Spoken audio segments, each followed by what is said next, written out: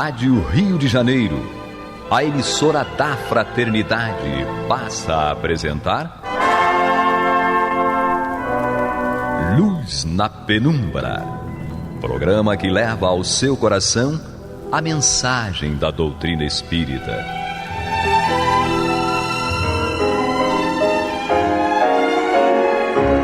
E com vocês, João Nogueira, para estudos de obras póstumas de Allan Kardec.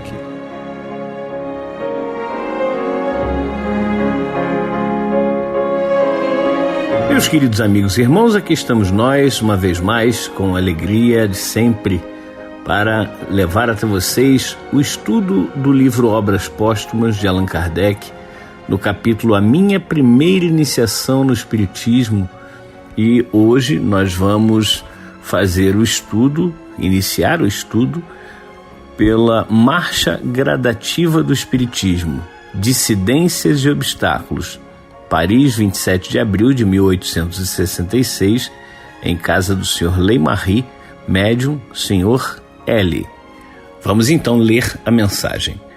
Caros condiscípulos, o que é verdade tem que ser. Nada pode opor-se à irradiação de uma verdade. Às vezes, podem encobri-la, torturá-la e fazer com ela o que fazem os teredens nos diques holandeses. Mas uma verdade não assenta sobre estacarias. Ela percorre o espaço, está no ar ambiente, e se foi possível cegar em uma geração, há sempre novas encarnações. Há recrutas da erraticidade que trazem germens fecundos e outros elementos e que sabem atrair a si todas as grandes coisas desconhecidas. Bom, esse é o primeiro parágrafo da mensagem. Só queria esclarecer que teredens nos diques holandeses é uma espécie de molusco que existia naquela época. E as estacarias, as estacas dos diques, eram atacados por esses moluscos que encobriam essas estacas e comiam essas estacas, atacavam as estacas, Mas a mensagem, ela vem nos dizer que não adianta nós querermos encobrir a verdade. A verdade, ela vai realçar no momento correto. Nós podemos, como ele diz aqui, até ter uma geração cega, porque, é claro, se deixaram levar por aqueles que encobriam ou tentavam encobrir a verdade. Mas, como ele diz aqui, há sempre as novas encarnações. Aquela geração foi enganada, mas na próxima encarnação pode ser que ela já tenha sido esclarecida e não vá ser enganada novamente. É isso aqui que os nossos irmãos da espiritualidade estão nos falando, ou falaram à época, ou seja, 27 de abril de 1866, e que Kardec coloca como uma parcela de estudo, e que está aqui nesse capítulo A Minha Primeira Iniciação no Espiritismo. Vamos dar continuidade à leitura do texto, que diz: Não vos apresseis, amigos. Muitos dentre vós desejariam ir a vapor e, nestes tempos de eletricidade, correr tanto quanto esta. Esquecidos das leis da natureza, quereriam andar mais depressa do que o tempo. Refleti, porém, e vereis quão sábio é Deus em tudo. Os elementos que constituem o vosso planeta sofreram longa e laboriosa elaboração. Antes que pudesseis existir, foi preciso que tudo se constituísse de acordo com a aptidão dos vossos órgãos. A matéria, os minerais, fundidos e refundidos, os gases, os vegetais, pouco a pouco se harmonizaram e condensaram, a fim de permitirem que surgisseis na terra. É a eterna lei do trabalho, que nunca cessou de reger os seres inorgânicos como os seres inteligentes. Que aula, meus irmãos, que aula para cada um de nós que somos realmente ansiosos. Todos nós somos ansiosos.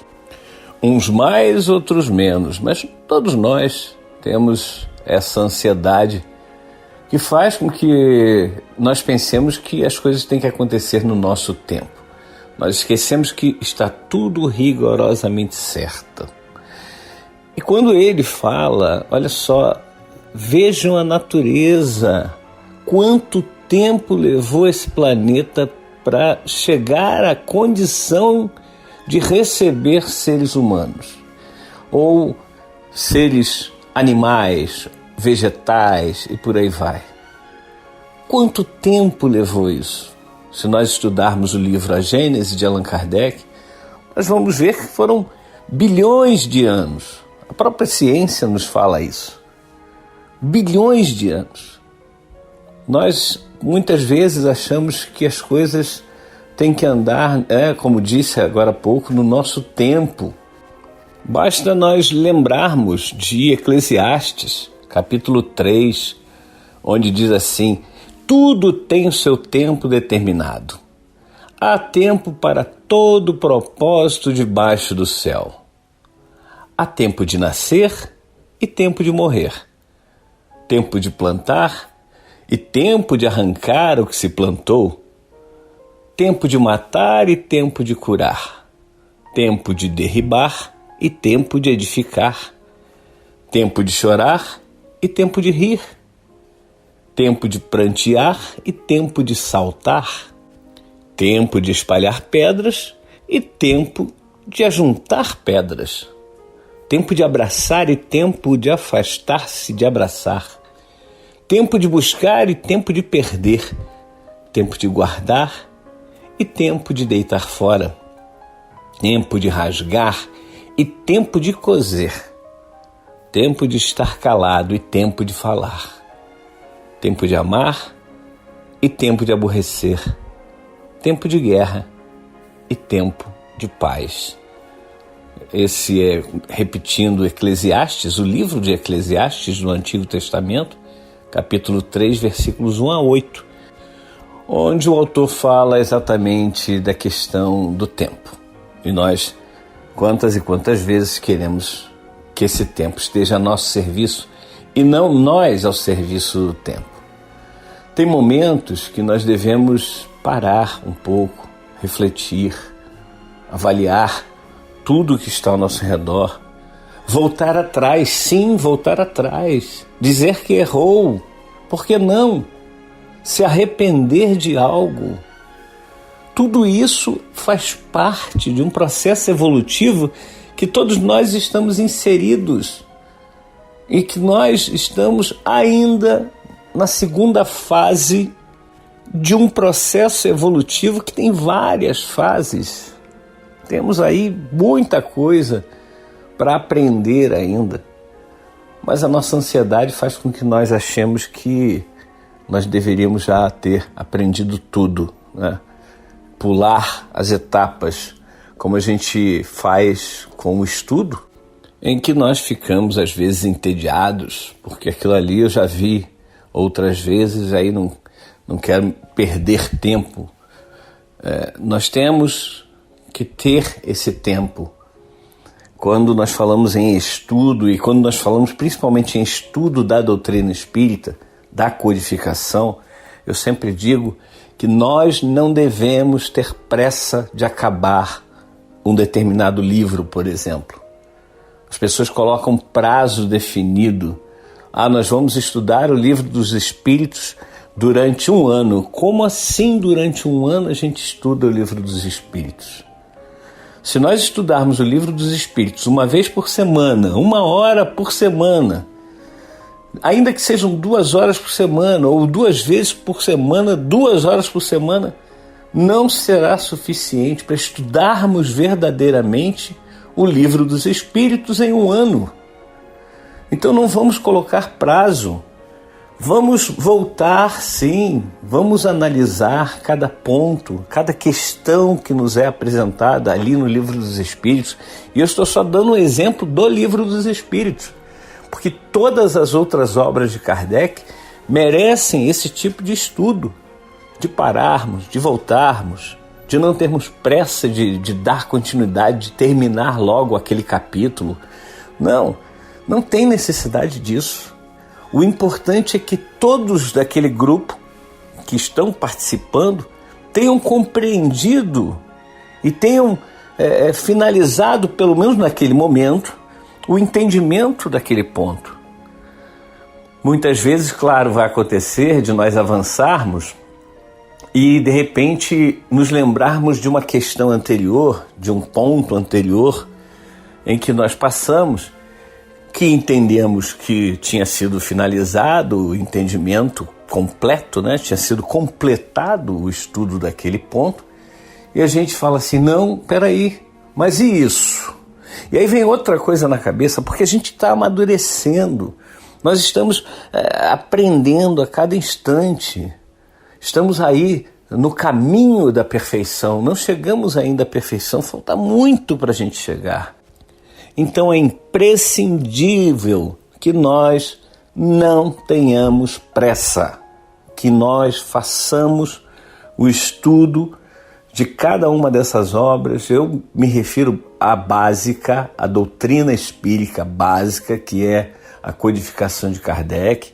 E isso, claro, inclui todas as obras de Kardec. Nós temos aí várias obras, incluindo a Revista Espírita, em que nós precisamos também nos debruçar sobre o estudo da Revista Espírita. Graças a Deus, graças à iniciativa do Eduardo Araújo e de outros irmãos da diretoria da rádio, nós temos aí o estudo também agora da Revista Espírita. E esse estudo é um estudo muito importante. O livro Obras Póstumas, que nós estamos estudando, é um livro que ele não faz parte da codificação de Kardec, feita por Kardec diretamente. Ele veio depois, mas nós entendemos que há muitos ensinamentos de Kardec neste livro e que esses ensinamentos são muito importantes para cada um de nós. Mas, meus queridos amigos e irmãos, lembrando que este é o programa Luz na Penumbra. Estamos aqui no estudo de Obras Póstumas, todas as quartas-feiras, às 21 horas, estudando agora a minha primeira iniciação no Espiritismo. É o capítulo em que nós estamos nos debruçando. E hoje nós estamos com a mensagem que foi trazida em 27 de abril de 1866, em Paris, na casa do Sr. Leymarie, médium o Sr. L. Marcha gradativa do Espiritismo, dissidências e obstáculos. Nós, então, estamos estudando essa mensagem, tentando compreender o que é que a espiritualidade quis nos trazer há mais de 150 anos e agora, claro, é muito importante que nós compreendamos. Vamos dar continuidade aqui à leitura do texto. Diz o seguinte: o Espiritismo não pode fugir a essa lei, a lei da elaboração. Plantado num solo ingrato, forçoso é que o cerquem as ervas más e os maus frutos. Mas também, todos os dias o terreno é desbravado. Os maus ramos são arrancados ou cortados.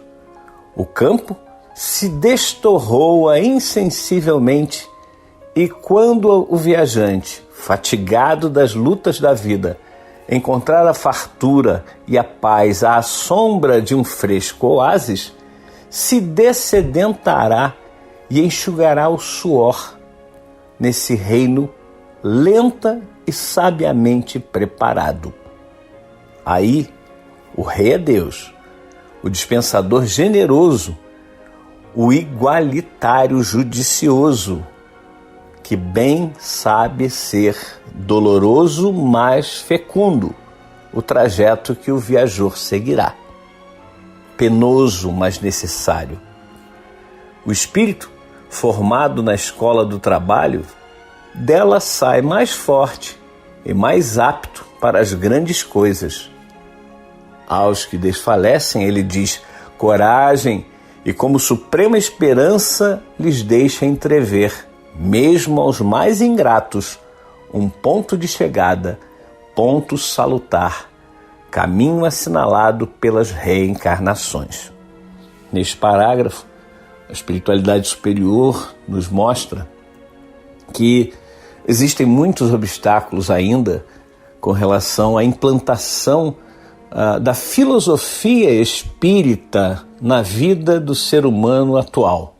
Muitos são aqueles que não entendem, muitos são aqueles que não aceitam, muitos são aqueles que veem no espiritismo um grande inimigo, até mesmo para a religião. Mas não. O espiritismo não é inimigo de absolutamente nada.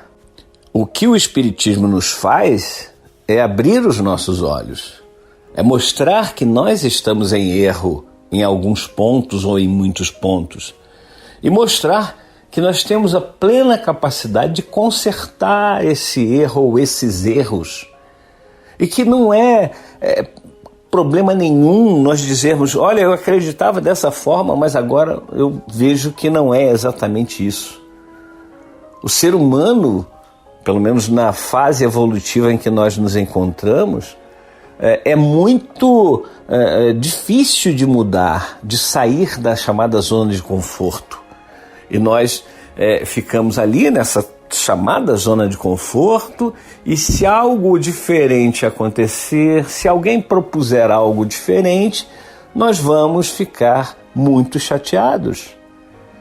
Basta olhar, não precisa nem ser na questão filosófica, religiosa, mas vejam a questão tecnológica. Tem gente que não entendeu ainda que a tecnologia, apesar de ser usada em muitos momentos de forma errada, mas a tecnologia é uma ferramenta maravilhosa para levarmos esclarecimentos às pessoas, para recebermos esclarecimentos de outras partes, de coisas que a gente ainda nem imagina que existam. Então, ser contrário à tecnologia, contrário à modernidade, contrário às ideias contrárias, é aquela coisa do eu tô aqui, eu tô bem, como o Gastão chamava, né? Síndrome da Gabriela. Eu nasci assim, eu cresci assim, vou ser sempre assim. Então, nós achamos que não temos que mudar. Nós achamos que o tempo está muito difícil, está muito modificado, e que na minha época, né, e começa aquela coisa do saudosismo. Na minha época, na nossa época, na época de outro, a nossa época é que nós estamos vivendo. A época que já passou, ela teve o seu propósito naquele momento. Hoje não caberia mais. Hoje existem espíritos reencarnados que já passaram por outras experiências e estão aí trazendo o seu ponto de vista, que ainda tem muito o que ser aprimorado. Muitos conceitos nós percebemos que estão errados. Alguns que nós não percebemos, que nós achamos que estão errados, podem estar corretos. E a gente não tem que ficar achando que essa geração que está aí, ela veio para nos machucar, nos maltratar. Não, é apenas um grito que essa geração está dando para nos chamar a atenção. É isso. É óbvio que tem muita coisa que você vê que são provocações que são feitas, são coisas que fazem, que são para chocar. Mas nós precisamos olhar e não nos chocar. Nós precisamos compreender que aquele espírito ali, ou aqueles espíritos ali, tem uma outra visão do mundo, uma outra visão do que é a vida deles e a nossa vida. Eles acham que nós estamos errados, nós achamos que eles estão errados. E quem está certo? Quem está certo? Agora, como o Espírito diz aqui, aos que desfalecem, ele diz coragem, e como suprema esperança lhes deixa entrever, mesmo aos mais ingratos, um ponto de chegada, ponto salutar, caminho assinalado pelas reencarnações. Através do Espiritismo, nós vemos que nós estamos irremediavelmente, lembrando novamente Gastão, irremediavelmente condenados a sermos felizes. Nós chegaremos à perfeição, nós chegaremos a sermos espíritos puros, sim, porque esse é o destino de todos os espíritos que Deus cria. É assim que a doutrina espírita nos ensina. E precisamos, então, entender e seguir adiante. Não desanimarmos. Não é porque o mundo está virado de cabeça para baixo, no dizer de muitos, que nós vamos desistir. Ao contrário, vamos persistir. E vamos persistir onde? Dentro de nós, não fora de nós. Nós não temos que modificar o outro, nós temos que modificar a nós mesmos. Esse ponto de vista tem que ser fundamental para que nós possamos ir adiante, senão a gente desiste, senão a gente vai para o caminho do suicídio. E graças a Deus a doutrina espírita nos dá tantos subsídios para vermos que o suicídio não é uma opção, não é uma opção. Tem gente que acredita que é a pior opção. Não, não é opção. Suicídio não é definitivamente opção, porque nos coloca numa situação muito dramática. E é isso, vamos em frente, vamos terminar aqui com o último parágrafo, que diz o seguinte: ride das declamações vãs, deixai que falem os dissidentes, que berrem os que não podem consolar-se de não serem os primeiros. Todo esse arruído não impedirá que o Espiritismo prossiga imperturbavelmente o seu caminho. Ele é uma verdade, e qual rio, toda verdade tem que seguir seu curso. Esse último parágrafo, meus irmãos, é exatamente aquilo que nós vimos repetindo muitas vezes. Por mais que nós aprendemos, com a própria doutrina que devemos ser humildes, devemos nos reconhecer ainda como aqueles irmãos que estão tateando no escuro, como eu sempre repito, e que nós não sabemos da verdade nem um milésimo, nem um bilionésimo se bobear, né? Mas nós temos que entender que a doutrina espírita, como ele diz aqui, é a verdade. O Espiritismo é uma verdade.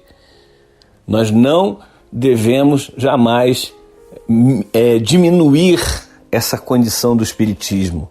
Se nós ainda não entendemos o Espiritismo, se nós ainda não cumprimos aquilo com que o Espiritismo nos ensina, é uma culpa nossa, é um problema nosso.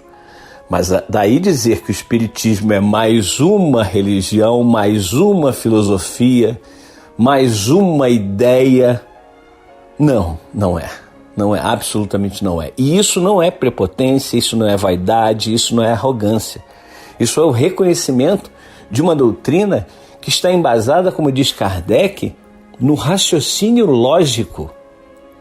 A doutrina espírita, ela não quer fazer com que as pessoas sejam robôs que vão pensar de acordo com a cabeça do outro, com a cabeça de um palestrante, com a cabeça de um grande palestrante que vai para as redes sociais falar isso ou aquilo e aí a gente baixa a cabeça como se fôssemos gado. Não, definitivamente não é esse o papel da doutrina espírita.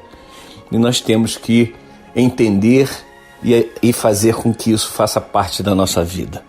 Bem, meus irmãos, estamos chegando ao fim do programa de hoje, agradecendo a companhia de cada um de vocês, a paciência de nos ouvir e dizendo para não desligarem seu rádio, não saírem aí da internet, pois vem aí o estudo do Evangelho segundo o Espiritismo com Antônio de Pádua e a Marta Batista.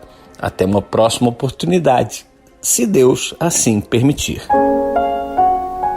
Você está ouvindo o programa Luz na Penumbra.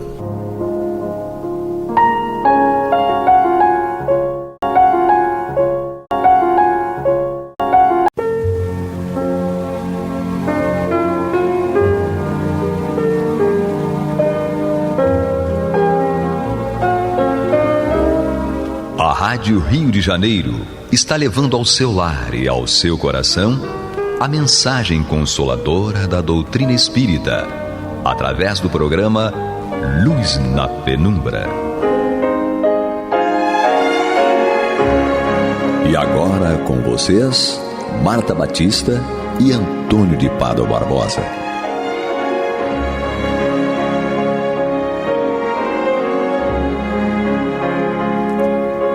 Olá, amigas e amigos ouvintes. Nós estamos chegando aos seus lares através do programa Luz na Penumbra, com o objetivo de estudar de forma metódica o Evangelho segundo o Espiritismo. Nós estamos no capítulo 6, o Cristo Consolador, e hoje vamos desenvolver os itens 5 e subsequentes, de acordo com a possibilidade do tempo, que é o início das instruções dos Espíritos, com o título A Vinda do Espírito de Verdade. Então nós vamos refletir sobre isso. Quem iniciará essa reflexão é o nosso querido amigo Antônio de Pádua Barbosa, que como toda semana traz as suas inteligentes reflexões para que nós possamos estudar com mais profundidade. Vou dar um alô ao Tony e vamos então prosseguir no estudo. Olá, Tony. Sim, Marta, obrigado. Realmente eu considero esse assunto muito importante e como nós temos aqui você que domina muito bem esse assunto, já ouvi você falar várias vezes neste programa e em outros programas, então eu vou pedir a você que continue o seu pensamento do último programa a respeito do Consolador prometido e da vinda também do Espírito de Verdade, e também foi prometida por Jesus no mesmo momento. Pediria ao Pai que nos enviasse um Consolador que ficasse eternamente conosco. 2 pontos. O Espírito de Verdade que o mundo não pode receber. Então, eu acho que as coisas estão encaixadas uma na outra. Por isso queria que você desse continuidade, e se porventura você terminar só um dos itens, no outro programa você termina os outros itens sem qualquer tipo de solução de continuidade. Sim, porque são muitos, né? As mensagens. Nós temos o tempo todo. São todas do Espírito de Verdade, então, mas são várias, né? São 3, então. Então, vamos lá. Vamos iniciar aqui. Como em tempos passados, entre os extraviados, filhos de Israel, venho trazer a verdade e dissipar as trevas. Escutai-me, o Espiritismo, como a minha palavra em tempos passados, deve lembrar aos incrédulos que acima deles reina a verdade imutável. O Deus bom, o Deus grandioso, que faz a planta germinar e as ondas se levantarem. Revelei a doutrina divina como um ceifeiro. Juntei em feixes o bem espalhado na humanidade e disse: vinde a mim, todos vós que sofreis. Então, uma pausa aqui, né, para iniciar alguma explicação sobre o que ele oferece para nós nesse primeiro parágrafo, né? Ele fala, né, de que ele veio justamente revelar a doutrina, que é o Consolador prometido, e reuniu em feixes o bem espalhado e convidou a todos: vinde a mim, todos vós que sofreis. Então, a vinda do Espírito de Verdade, que preside o Consolador prometido, é fundamental, porque é a vinda desse Espírito que veio justamente nos consolar, nos orientar, e tudo aquilo que nós não conseguimos entender quando ele esteve aqui entre nós e falou e deixou para nós, justamente ele vinha não acrescentar no sentido de ter deixado de falar, mas explicar melhor aquilo que nós não entendíamos naquela época. Então já não havia mais necessidade de parábolas, já não havia mais necessidade de falar de forma oculta, de forma que nós não entendêssemos. Então agora ele veio sem essas sem esses pontos obscuros, ele veio justamente dizer de uma forma direta o que nós precisávamos saber e aquilo que nós nos questionávamos, né? Por que eu sofro tanto? Por que tudo isso que eu passo? Como assim? E aí veio, e a explicação, logicamente, vem através do Consolador, porque ele vai falar de passado, vai falar daquilo que nós fizemos. Então ele precisa tocar na questão da reencarnação. Porque sem essa questão, nós não poderíamos entender. Olha, desde que eu cheguei aqui nessa vida, nessa existência, eu estou, vamos dizer, com 15 anos e até hoje não fiz nada que pudesse comprometer a minha vida, a minha vida íntegra. Então, baseado em que eu estou sofrendo? Quer dizer, não tem como, tem que falar da reencarnação para que a gente consiga compreender, né?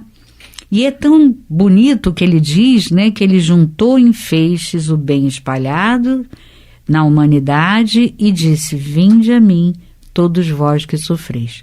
Quer dizer, é para que a gente tenha a certeza e a consolação de que com ele nós vamos encontrar todas as respostas que até então estavam obscuras, né? E ele segue dizendo: porém, os homens ingratos se afastaram do caminho largo e reto que conduz ao reino do meu Pai, e se extraviaram nos ásperos e estreitos caminhos da impiedade. Meu Pai não quer aniquilar a raça humana. Ele quer que, ajudando-vos uns aos outros, mortos e vivos, isto é, mortos segundo a carne, porquanto a morte não existe, sejais socorridos, e que não mais a voz dos profetas e dos apóstolos, mas a voz daqueles que não estão mais na terra, seja ouvida para vos bradar: orai e acreditai, pois a morte é a ressurreição, e a vida é a prova escolhida durante a qual vossas virtudes cultivadas devem crescer e se desenvolver como o cedro. Então, o que ele diz? Que nós precisamos, depois de termos a resposta de que todas as nossas dificuldades, sofrimentos e agruras estão depositadas no que nós fizemos ontem, usando o livre-arbítrio de forma equivocada, nós então, com essas respostas, cabe a nós o quê? Passarmos a usar o livre-arbítrio de forma coerente, de forma reta, segundo as orientações do Cristo, para que nós possamos encontrar em vidas subsequentes não mais as dificuldades, os sofrimentos que nós encontramos agora, mas encontrar justamente a alegria, né? E isso tudo é respondido para nós através desse contato que ele diz, entre mortos e vivos. Mortos só do corpo, como ele diz aqui, porque a morte não existe. E são eles que nas reuniões mediúnicas vêm nos contar, né? E tantos que conviveram conosco, como amigos, como parentes, que chegam nas reuniões mediúnicas e nos mostram, através das suas próprias experiências, o que está acontecendo com eles. E, lógico, a gente deduz: é o que vai acontecer conosco se nós fizermos as mesmas coisas. Então ele diz: orai e acreditai, pois a morte é a ressurreição. Quer dizer, através da morte é que você vai encontrar todas as respostas que você buscava. Então, orai e acreditai. A morte é a ressurreição e a vida é a prova escolhida. Ou seja, você se depara com o que aconteceu com você em função de tudo que você fez equivocadamente, e aí você vai ter vidas subsequentes, que é justamente a prova escolhida para que você cultive e desenvolva as virtudes. Quer dizer, virtudes cultivadas que devem crescer e se desenvolver como cedro. Quer dizer, é isso. É uma equação matemática, entendeu? Nós temos um livre-arbítrio, esse livre-arbítrio justamente nós no passado, não seguindo as orientações de Jesus, usamos de forma errada, equivocada, gerando tristeza, gerando dores, gerando sofrimentos, que nós vamos constatar que o sofrimento foi justamente produzido por nós, quando chegarmos no mundo espiritual, e dessa forma só cabe a nós desconstruir tudo isso. E a gente se pergunta, né? Muitos se perguntam, mas quem é o espírito de verdade? A gente vai fazer uma pausa aqui, né? Para o questionamento que surge para muitos. Quem é o espírito de verdade? Né? Muitos acham que é uma coletividade, né? E aí a gente vai observar que não pode ser uma coletividade. Deixa eu ver aqui no ponto, para a gente desenvolver essa questão. Muitos acham também que é uma pleiade, né? A coletividade seria uma pleiade de espíritos, e esses espíritos reunidos constituiriam o espírito de verdade. A primeira coisa que a gente pega, né, é que a mensagem é toda dita na primeira pessoa, né, do singular. Então, eu venho trazer a verdade, como em tempos passados, o Espiritismo como a minha palavra em tempos passados, deve lembrar aos incrédulos, e revelei a doutrina. Então ele não diz revelamos, né? Se fosse um conjunto, uma pleiade de espíritos, seria revelamos, mas não é revelei, né? Ele fala tudo na primeira pessoa do singular. Então esse é um ponto fundamental. Até porque a gente sabe, em O Livro dos Médiuns, está lá claramente que a grandeza do espírito está na linguagem também, né? Espíritos que têm evolução, que têm muita evolução, que são bastante evoluídos, eles têm uma linguagem perfeita, uma linguagem que não há erros, não há comprometimento. Então jamais haveria possibilidade do espírito estar falando em nome de vários e usar a primeira pessoa do singular. Não, ele usaria a primeira do plural, nós. Então, isso não existe, essa possibilidade, né? Então, a segunda questão é justamente essa possibilidade, né, da gente não acreditar que seja um só e ser, então, um conjunto, como a gente vê no movimento espírita. E aí a gente vai ao Espírito Jobar, no livro O Céu e o Inferno, ou na Revista Espírita de 1862, em que ele diz assim, é perguntado a ele, vedes os espíritos que estão aqui convosco? Resposta, eu vejo, sobretudo, Lázaro e Erasto. Depois, mais distante, o Espírito de verdade, planando no espaço. Depois, uma multidão de espíritos amigos que vos cercam, apressados e benevolentes. Quer dizer, então ele coloca o espírito de verdade como uma individualidade. Está aqui bem claro, ele viu Lázaro, ele viu Erasto e viu o espírito de verdade. E mais distante ele viu um grupo de espíritos amigos, individualidades amigas também, amigas daquele espírito, daquele médium, próximo. Ao espírito Sanson também se fez a seguinte pergunta, não vedes outros espíritos? E a resposta, perdão, o espírito de verdade, Santo Agostinho, Lamennais, Sonnet, São Paulo, São Luís e outros amigos que evocais, estão sempre em vossas sessões. Isso está na Revista Espírita de 1862, página 175. Quer dizer, então, mais um espírito a quem foi perguntado se ele via, né? E ele então diz e descreve os vários espíritos que ele vê e coloca um a uma as individualidades. E espírito de verdade é colocado como uma individualidade. Numa comunicação de Lacordaire também nós lemos, era preciso, aliás, completar o que não havia podido dizer então, porque não teria sido compreendido. foi porque uma multidão de espíritos de todas as ordens, sob a direção do Espírito de verdade, quer dizer, um grupo de espíritos que eram orientados sob a direção do Espírito de verdade, que é uma individualidade, tá? Aqui mais uma vez. Veio em todas as partes do mundo e em todos os povos revelar as leis do mundo espiritual, das quais Jesus havia adiado o ensinamento, e lançar pelo Espiritismo os fundamentos da nova ordem social. Até porque o Espírito de verdade é quem preside o Consolador prometido. E ele diz: quando todas as bases lhe forem postas, então virá o Messias, que deverá coroar o edifício e presidir a reorganização com a ajuda dos elementos que terão sido preparados. Quer dizer, não há dúvidas, né? Voltando aqui para o texto, né?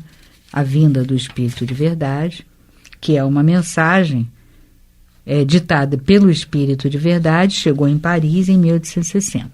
Nós vamos prosseguir com a leitura. E ele diz: homens fracos, que percebeis as trevas de vossas inteligências, não afasteis a tocha que a clemência divina coloca em vossas mãos, para aclarar vosso caminho e vos reconduzir, filhos perdidos, ao regaço de vosso Pai. Quer dizer, é uma mensagem de consolação, mostrando para nós a nossa situação e mostrando por que ele veio para nos auxiliar.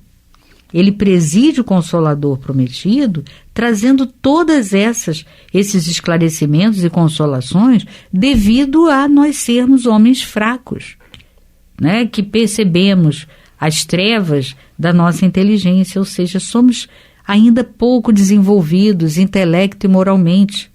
Então, cabe a nós ouvirmos com atenção e agradecermos a vinda desse Espírito de verdade, que veio justamente trazer luz nas nossas trevas da inteligência.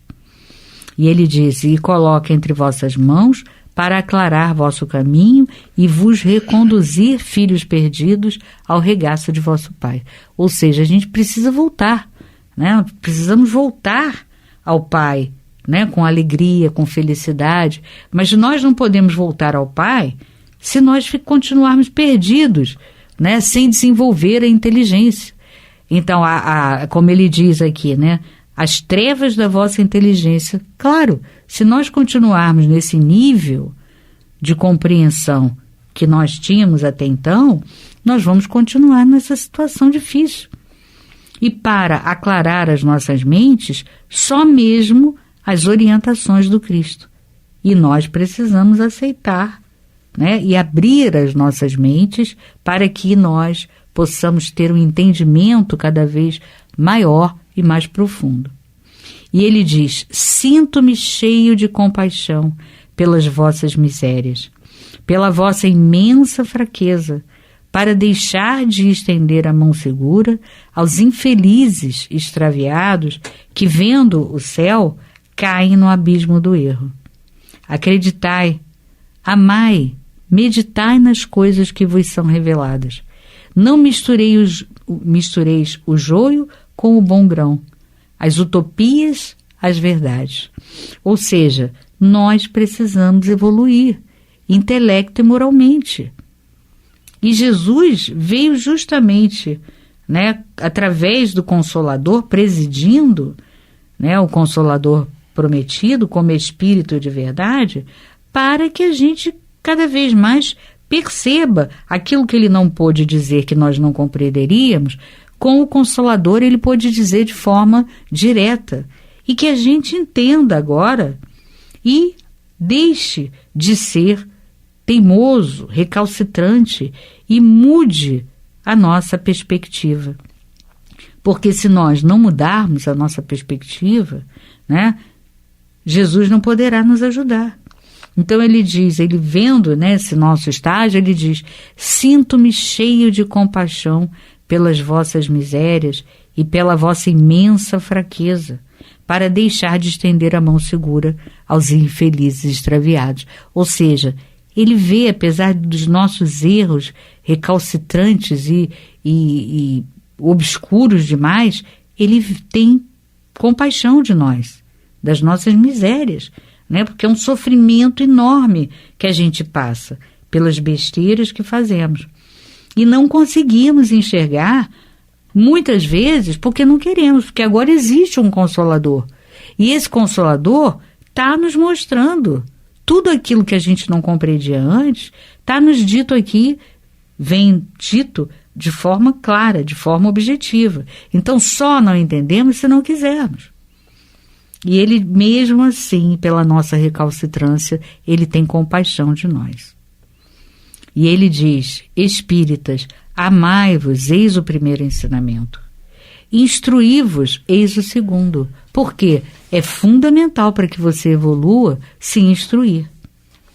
Fundamental. Se instruir não é só do ponto de vista intelectual.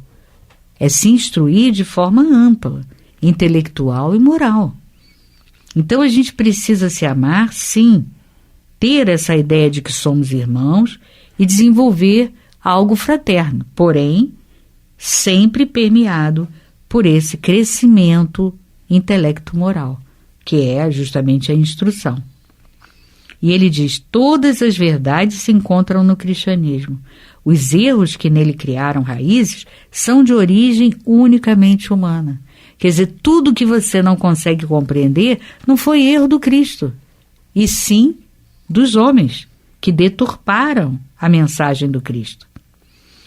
E ele diz: e eis que do outro lado do túmulo, onde acreditáveis que nada existia, vozes vos gritam: irmãos, nada morre.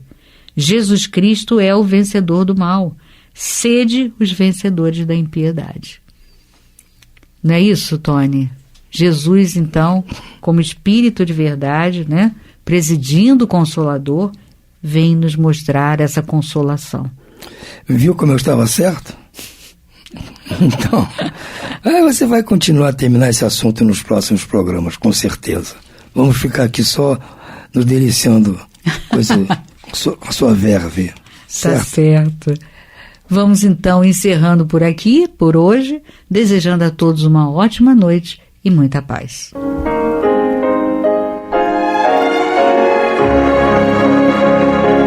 E vamos ouvir agora a prece de encerramento de nosso programa, na voz de Geraldo de Aquino. Jesus, dá-nos coragem para a luta, piedade para os insultos e misericórdia para as injustiças e ingratidões. Limpa nossa alma de inveja e ambições mesquinhas, de ódio e de vingança o nosso caminho. E que dentro em pouco, ao recolher-nos de novo ao calor do nosso leito, para que o sono nos dê a paz e o esquecimento das tristezas humanas, possamos sentir, Senhor, no mais íntimo de nosso ser, a doçura indefinível do Teu amor e a grandeza incomparável da Tua divina presença. Que assim seja.